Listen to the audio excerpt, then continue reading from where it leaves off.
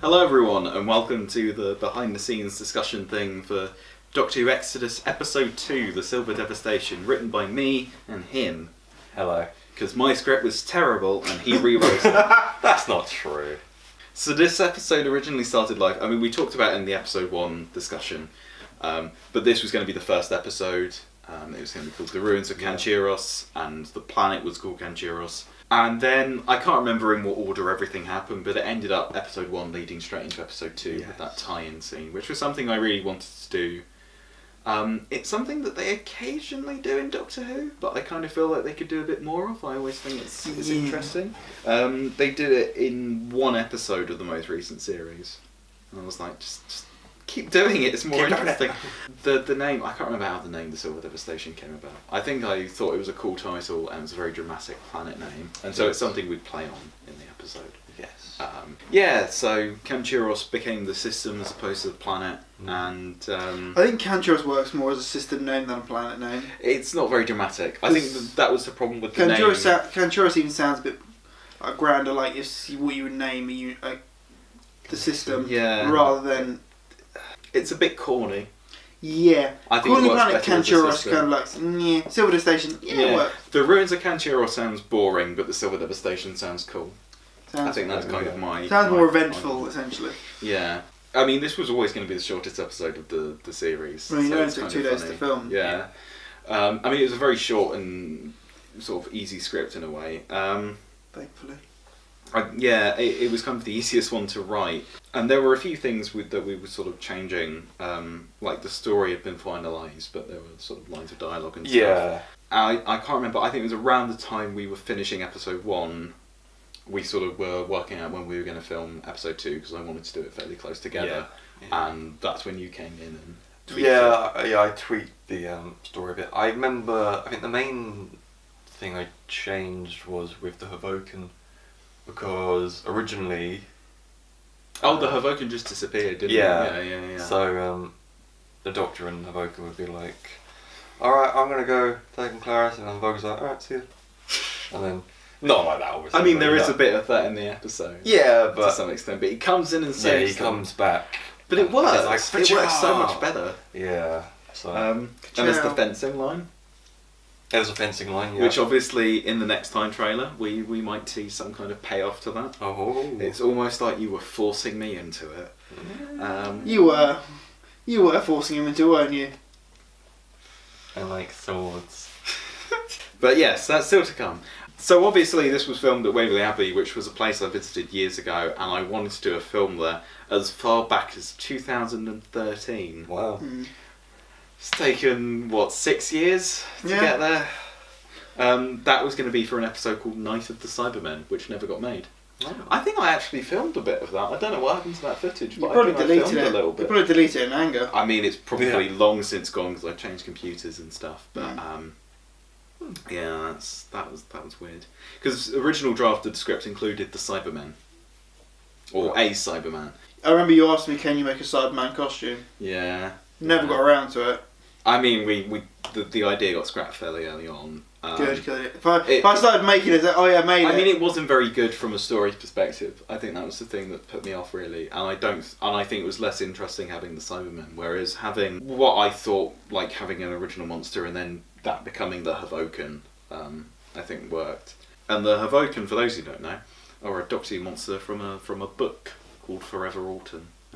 And like they don't look exactly the same, but we kind of pass that off as evolution and stuff. So Write yourself out of anything. It's all good. I say we say set millions of years after this incarnation that we encountered before, or the Doctor has encountered previously. It's kind of the best way to kind of dig ourselves out of that plot hole. I think it's cool, and it's hopefully it works if you haven't read the book, and it works if you have.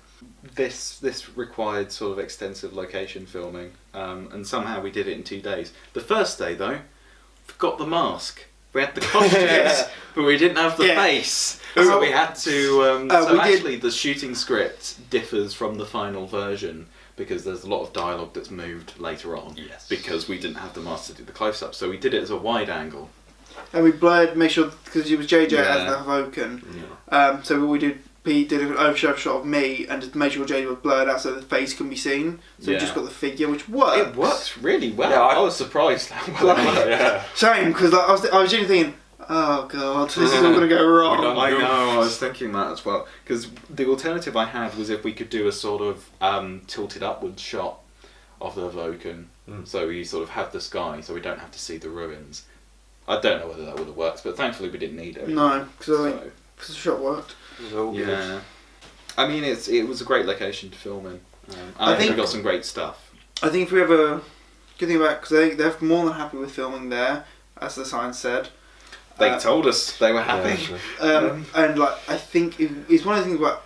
Not necessarily Doctor Who, but if we ever wanted to do anything else there, I'd be happy to go back there and do it. Yeah. Now we know... Especially now we know how to actually get there. Because, fun fact, we were driving around for what? Half an hour? At least. Finding the place, but fun fact is we got sitting around the different way because I think it's in a residential area now. All we had to do is go from where we came out, turn right instead of going left, and oh my god, we nearly lost it. We just kept going left. I don't know what we kept going. The sat kept going left. No, I felt genuinely so frustrated. I felt like punching someone. That's how bad it got. It would have been me. Yeah. Who's in the front? Me. No, it would have been Pete. He was in the front. Yes. Oh, we can punch. I was thinking you're gonna punch me in a minute. I know I was here just like at the back, so. JJ was kind of like. And I was like, we can't get there. And I'm like, of course we can get there. I've been there before. How can we? Pete, it doesn't exist. And then we dreamt I it. remember we got there, and you said to me, George, "Are we sure we're at the right location?" I was like, "There's an abbey over there. It's all ruins. It's got to be the right place." That's like a giant sign that says Waverley Abbey, like in neon lights. I don't know. It might not be. Obviously, day 2 we shot in the woods. Very familiar location if you pay attention to our films. But we tried to make it distinctive. I mean, one of the things I wanted to do from a directing standpoint was to give the episode a very distinctive look.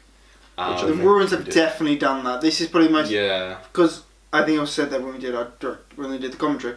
Episode 2 is probably the most standard episode, location and look-wise, purely to the fact we've got an entirely new location. We've managed to find these fantastic ruins, which fine for filming and looked good, and we weren't disturbed by people. Not much, anyway. You never know. You never know. They might have looked at us up on YouTube afterwards. Red trousers. Green alien. There it is! Doctor wearing pink socks. Doctor wearing pink socks. I'm going to make that one of the tags. What? I'll upload the episode, Doctor wearing. Oh god. Yeah, and obviously there's that very cold, dark blue filter to it all. Yeah. Which is kind of weird because I kind of wanted to, for a while now, I've kind of wanted to make the series a bit more sort of colourful and vibrant and stuff. So it's quite nice having that as a contrast, especially because episode 3, returning to Ursa Minor, that's so much brighter and it's a very different colour palette. As enhanced by these beautiful things. It was funny editing the other day. No, it's not in that footage I sent you. It's funny when Clara stands up. Yeah. You just see the red rise. It really sticks out. People can rip into us like, oh, this isn't very professional. It's like, what made you think this was professional? Have you seen the mask we use? Yeah. We use the same location every time. But you enjoy it because you like the characters and the stories we tell. Hopefully. Yeah, definitely. It's the stories ultimately. I think that was our acting ability. Is the story probably what's engaging them? I don't know. Endgame, this is not. Yeah, I mean it's funny looking at other people's Doctor Who fan films. I feel like there's a real sort of leaning towards doing these big visual effects things, and it's ultimately visual effects people making them, and you have like a completely CGI TARDIS and completely CGI Dalek chasing them and stuff.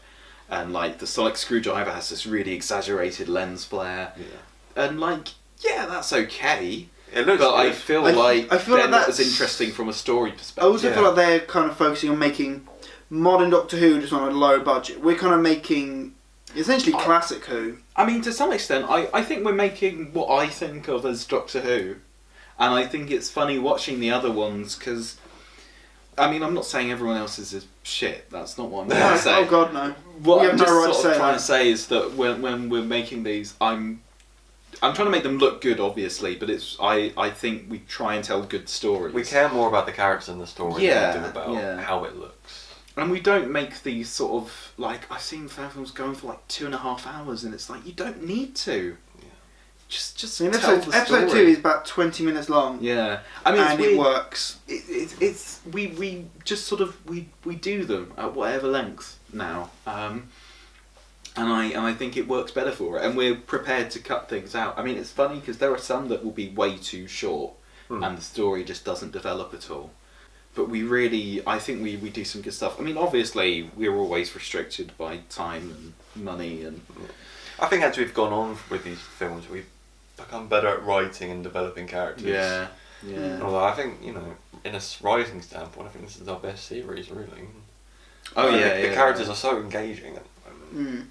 At least for me, Yeah, I think it's so As a interesting. writer and one of the actors, you're not biased at all. I'm not biased, but it's the best thing ever. I mean, reflecting on it, it's so interesting, like, having these arcs. Like, Oliver's arc is very much Acceptance sort of and that moving on. taking responsibility. They all feel natural as well. Yeah, like, Oliver's sort of continuing on from Uniphiles. The Doctor's is sort of that guilt from the Morbius He's War. he's still not even post-war. He's still involved. So this is kind of like It's like a weird in between. back in. It's a weird. This is Doctor far beyond past Time War, but again he's dragged into yet another war, and he's still going. He's going through all this again, which he thought he wouldn't have to the same extent. Well, not to the same extent he probably thought he would for like this turn of war with time with evolving his race again. So he kind of got the same shit that his War Doctor did. Yeah. And I think Clarice is an interesting villain because we kind of play on his inferiority complex. I love that. Works. Yeah, he I think does. that's such an interesting I do thing. I've noticed that as well. He always made Clarice is always made to feel inferior, either because he always keeps failing somehow, some way, or even when he gets a minor victory, it always seems to get shafted by something else. Yeah, I think it's interesting. I think it's good having those distinctive characters, and obviously, we're fostering Caleb and stuff. Particularly with Clarice, it's difficult because he's a recurring villain. He has to get defeated every single time, and I think the more we play on that, and the way that's paid off in episode 3, I think, or I hope anyway for you guys, is satisfying. Yeah. Yeah. So, If you don't like it, you're wrong. Yeah. You're wrong, you are. I think also, I want to talk about this general stuff for costumes and stuff and props, because this is, in terms of episodes, episode 1 is kind of somewhat heavy in terms of props either I've had to supply help make. Episode 2 thankfully wasn't that bad, because all the props were either Doctor's Sonic coat and all that, and then the Havoken had his costume, which again with me and P kind of worked on together. But thankfully, I didn't have to worry about we need 2 guns, a sword, a rocket launcher. episode 3 has a bit of everything. Episode 3 is heavy. I can't wait to watch episode 3. Episode 3 is very heavy prop wise. Episode 3 But was the it most works. complicated production Definitely. as a whole. You reckon? It's just No, it definitely is. so. I mean, we had to rewrite the script. It's about 50. Oh yeah. We had to But then reshoot portions of it. this is a story for another time. Yeah, that's true. Oh my god! This But is episode 3 is hopefully the satisfying finale. And It I might hope not be what we originally planned exactly, but But- hopefully we have told a fitting sort of final instalment to Exodus, and hopefully you'll be able to look back on all 3 installments and see what we were trying to do. Because I think we've told 3 interesting stories. I think so. Hopefully this isn't Game of Thrones season 8, which I can't comment on because I don't watch it. But apparently it was shit. I was Endgame half is expecting not. everyone to hate Endgame. I was seriously. Like, I was kind of half expecting me to hate Endgame. Yeah, but Endgame. Blasphemy. We should make a video about Endgame. I'd love to make a video about Endgame. Right. That's another time. Anyway, thank you for watching this behind the scenes rambling for episode 2, which veered off quite regularly, as these always seem to do, don't they, Pete? Yeah. But We've got an extended version of the episode 1 to see. Oh God! Because the one for episode 1 is drastically cut. Oh god, because we were rambling for ages. Yeah, it's cut down to about 20 minutes. It's at least half the Jeez. length. Right, anyway. Goodbye, you for guys. watching. Thank you for watching. Goodbye, and we'll Go- see you all for episode 3. Yeah, go Indeed. away now. Go away. Go away. What? Leave! You're still here? It's over. Leave! Go home.